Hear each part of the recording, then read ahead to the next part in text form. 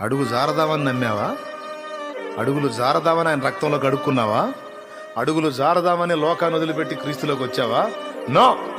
పవిత్రంగా బ్రతకాలనే వచ్చావు, పరిశుద్ధంగా బ్రతకాలనే వచ్చావు, నీతిగా బ్రతకాలనే వచ్చావు, నిజాయితీగా ఉండాలనే వచ్చావు, చెడిపోయిన బ్రతుకు వద్దనుకునే వచ్చావు, పాపిష్టి లోకం వద్దనుకునే వచ్చావు.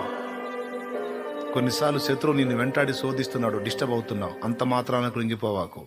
అంత మాత్రాన నిన్ను నువ్వు జడ్జి చేసుకొని నిన్ను అసహించుకొని దేవుని ముందు అపాత్రుడిగా అయోగ్యుడిగా మాట్లాడుకోవాలి.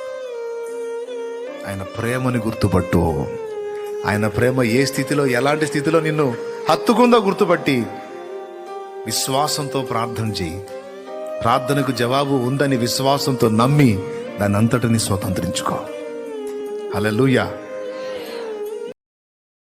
అడుగు జారదామని నమ్మావా? అడుగులు జారదామని ఆయన రక్తంలో కడుక్కున్నావా? అడుగులు జారదామని లోకాన్ని వదిలిపెట్టి క్రీస్తులోకి వచ్చావా? నో.